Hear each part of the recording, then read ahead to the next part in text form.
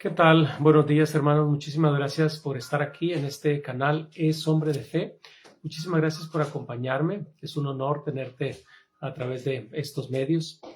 Quiero pedirte de favor que si puedes compartir este video para que muchas otras personas puedan recibir esta palabra que ha sido de gran bendición para nuestras vidas. Estamos viendo en el libro de Marcos, el Evangelio de Marcos, el Evangelio según San Marcos, ¿ok? Y estamos hablando primeramente de quién era el escritor, un gran siervo de Dios, y la verdad que es una bendición el poder conocer de todas las cosas que sucedieron, de las cosas que Él hizo, de quién era en Cristo Jesús. Amén. Así es que acompáñame en estos días. Vamos a estar viendo capítulo por capítulo, versículo por versículo, tratando de entender todas esas verdades espirituales que Dios tiene para nuestras vidas. Amén.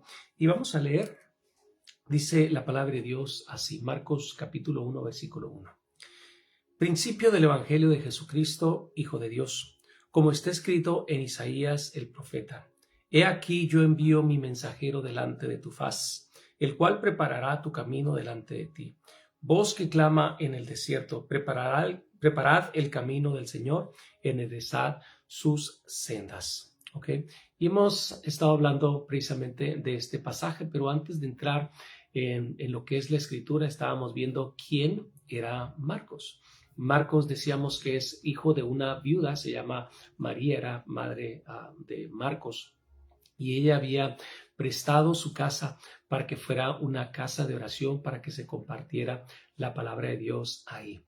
Y podemos ver grandes cosas cuando nosotros abrimos nuestro hogar para que se predique, para que se comparta y se pueda predicar su palabra. Amén. Así es que no lo tengamos en poco, sino al contrario, seamos de bendición para que muchas otras almas también puedan venir y recibir lo que Dios tiene para ellos. Y también Marcos era sobrino de Bernabé.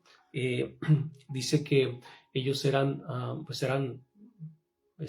parientes, pero en una ocasión Pablo empezó su ministerio, su primer viaje misionero. Dice que comenzaron ellos y iban predicando el evangelio, y donde iban sembrando o fundando iglesias. Y la Biblia dice que en un tiempo él se separa, y quiero leerlo, está en Hechos capítulo 13, versículo 13. Dice la palabra de Dios así. 13, ¿dónde estás? Dice, y habiendo zarpado de Pafos, Pablo y sus compañeros arribaron a Perge de Panfilia, pero Juan, apartándose de ellos, volvió a Jerusalén. O sea, cuando llegaron estos jóvenes o estas personas a Perge de Panfilia, Juan Marcos dijo, ¿sabes qué? Ya no los voy a seguir, ya no voy a seguir con ustedes, yo me voy a regresar a Jerusalén. ¿Ok? Y es todo lo que dice la Biblia con respecto a eso.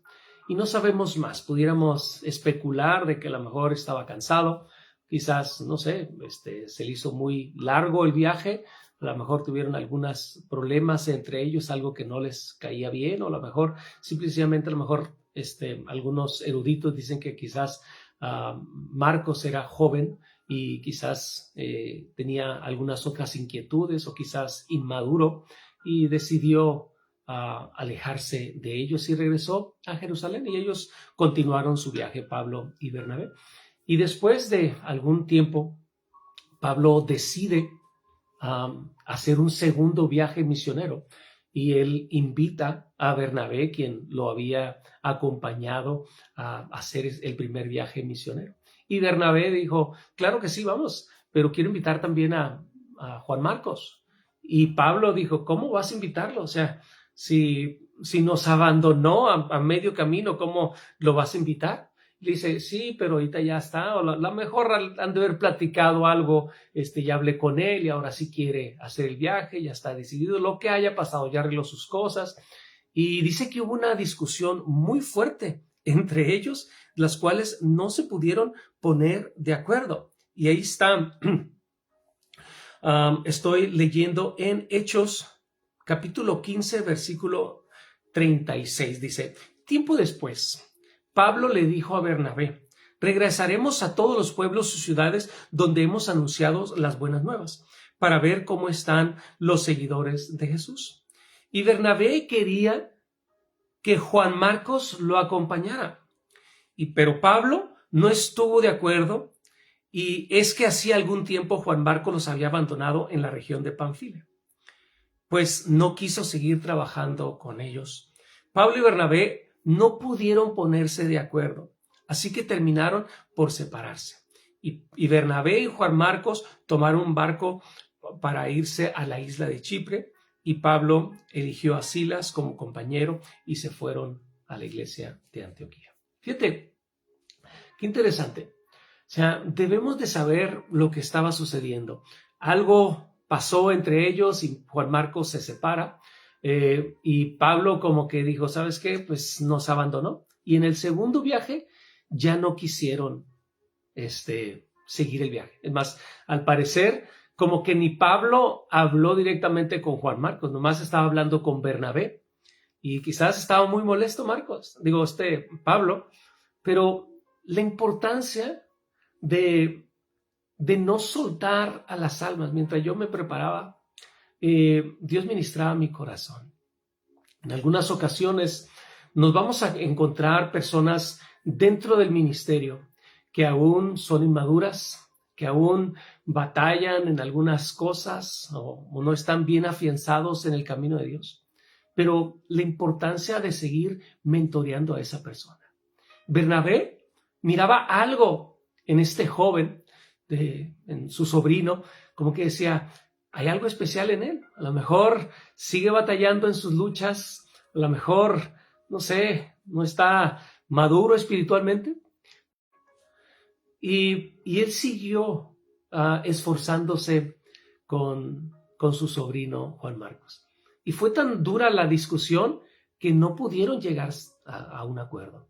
Entonces Bernabé no soltó a Juan Marcos. ¿Ok? Esto es donde Dios ministraba mi corazón.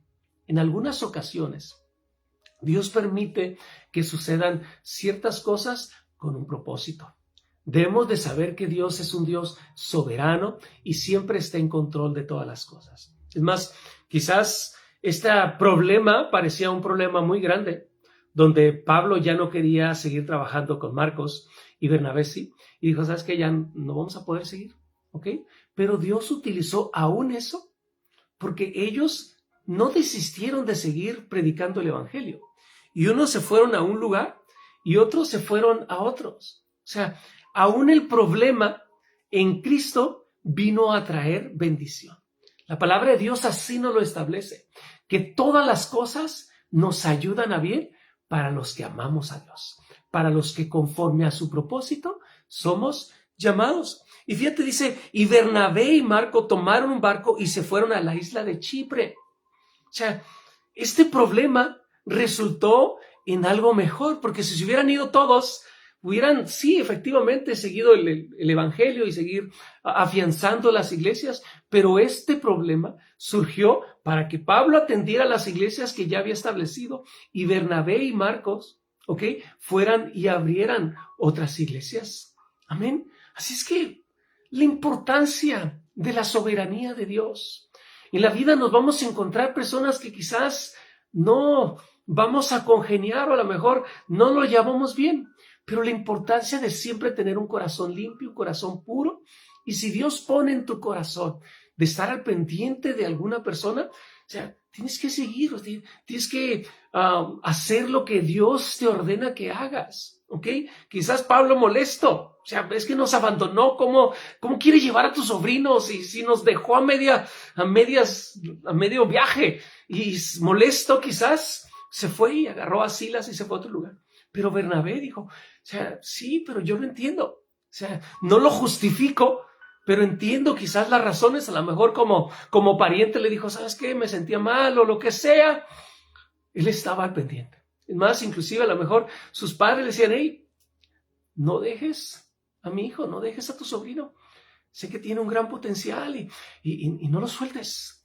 sigue con él, sigue ministrándolo, sigue trabajando porque hay un gran potencial, pero necesita ciertas cositas ir madurando y creciendo. Hay veces que Dios pone gente a nuestro alrededor para estar al pendiente de ellas.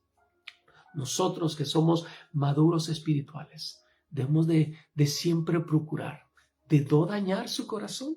¿Qué hubiera pasado si a lo mejor, no sé, Bernabé y Pablo hubieran dicho, ¿sabes qué? Sí es cierto, se hubieran puesto de lado los dos y hubieran dicho, ¿sabes qué? Marcos, nos abandonaste, ¿qué? No podemos seguirte llevando.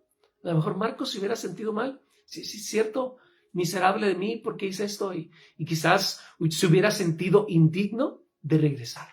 Pero esa misericordia y ese amor, ese corazón compasivo, lo llevó a ser restaurado, ¿ok? Porque en la vida no somos perfectos.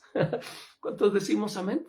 Ni Pablo era perfecto. O sea, si lo vemos, quizás Pablo estaba actuando también de una manera inmadura, molesto. O sea, ¿por qué? O sea, ¿por qué no lo quería llevar? O sea, la Biblia dice que el amor cubre multitud de pecados, multitud de errores. Y a lo mejor en ese momento Pablo debió de haber sido más compasivo y decir, ok, pues vamos a aplicar la gracia y la misericordia. Y está bien, no pasa nada, vente. Ok, o hablado, y, hey, pues ya no nos abandones o actúa de una manera o ten confianza con nosotros de decirnos. O sea, quizás pudiéramos ver las situaciones, pero Dios, aún las cosas, aún los problemas más difíciles, Dios siempre los torna para bien. Pero miramos que detrás de todo esto, después Dios los restauró, ¿ok? Dios utilizó ese problema, esa división, que aparentemente era algo malo, Dios lo utilizó para extensión de su reino.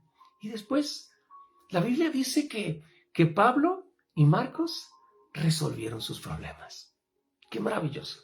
Quizás Marcos en una madurez o en un momento el Espíritu Santo le dijo, tienes que arreglar las cuentas, tienes que ponerte a cuentas, tienes que quizás pedirle perdón o arreglar las cosas con Pablo. Y también Dios habló con Pablo y dice, tienes que perdonar a Juan Marcos, ¿ok? Porque Dios es un Dios de amor, es un Dios de orden, ¿ok? Y después las cosas se arreglaron. Fíjate, quiero leer una cita que está en Segunda de Timoteo capítulo 4. Dice, voy a leer desde el versículo 9. Procurad venir pronto a verme. Estaba el apóstol Pablo escribiéndole a Timoteo. Dice, procurad venir pronto a verme, porque Demas me ha desamparado, amando a este mundo, y se ha ido a Tesalónica. Crescente, dice, fue a Galacia y Tito a Dalmacia. Solo Lucas está conmigo. Toma a Marcos y tráele contigo, porque me es útil para el ministerio. Fíjate lo que estaba diciendo ahí. O sea, ahí estaba diciendo, y si miras a Marco también tráelo. O sea, ¿qué está hablando? De que ya se habían arreglado las cosas. Ya había habido una plática, había habido una restauración, una reconciliación. Y él sabía, decía, tráeme a Marcos porque me es útil para el ministerio. Inclusive en una cita en Filemón,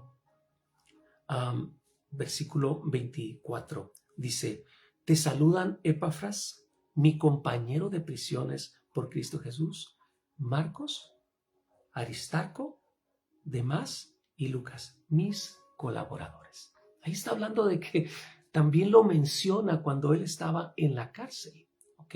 Estaba Juan Marcos ahí con él. Amén.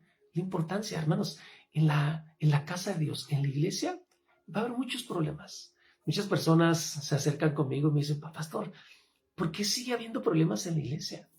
Piensan o tienen esta idea de que la gente que está en el mundo y regresa o va a la iglesia, que ya son perfectos, que ya no cometen ningún error. Pero no es así. La iglesia es una iglesia imperfecta. O sea, imagínate muchas personas pecadoras unidas en un lugar. Unos que fueron alcohólicos, otros que fueron drogadictos, otros mentirosos, otros rateros, otros asesinos, adúlteros, fornicarios. O sea, la lista es larga y todos unidos ahí, buscando, sí, el rostro de Dios, creciendo, madurando, pero aún no todos somos perfectos. Hay unos que van llegando y hay otros que tenemos un poquito más de tiempo, pero todos seguimos en esa búsqueda de ser mejor. Entonces es normal, debes de tener en la mente y en tu corazón esta certeza que en la iglesia no es una iglesia perfecta. ¿Okay? Ninguna. Y me ha tocado ver personas que vienen y algo les pasa, algo ven o alguien les hace una mala cara o algo y se van bien lastimados. ¡Ay! Y ahí se van. ¡Ay, en la iglesia! De todos me lo esperaba, menos de la iglesia. ¿Ok? Se van muy lastimados. No. Y van buscando otro lugar. ¿Ok? ¿Y qué creen? También encuentran problemas allá. O sea, y de ahí se van a otro lugar y van de iglesia en iglesia, tratando de encontrar la iglesia perfecta. Pero no han entendido que somos una iglesia imperfecta. O sea, somos personas, humanos, con muchas imperfecciones, pero estamos en esa lucha. Y aún en los problemas que hay, Dios los utiliza para restaurarnos, para darnos paciencia, para poder pedir perdón unos a otros, para orar unos por otros, para tener paciencia, misericordia, amor, compasión, para pedirnos perdón, para confraternizar, para convivir. Y a través del enojo de tu hermano, Dios trata con tu paciencia, Dios trata con tu tolerancia. O sea, cada una de las cosas que suceden en la soberanía de Dios, Dios siempre está en control. Pero muchas veces somos nosotros los que somos inmaduros y tomamos la decisión de alejarnos, de separarnos, de dividirnos. Y eso no es de Dios, sino al contrario. Cuando hay un problema, ¿qué hacemos? Lo enfrentamos. ¿Okay? Si yo tengo un problema con el hermano, voy humildemente y pido perdón, pido disculpas. ¿Okay? Porque es lo que Dios me ordena a mí, me ha dado el ministerio de la reconciliación. Y todos los cristianos tenemos ese ministerio. Amén. Gloria a Dios. Bueno, pues vamos a terminar. Muchísimas gracias por tu tiempo. Gracias también por compartir este video. Espero que tengas un excelente y bendecido día.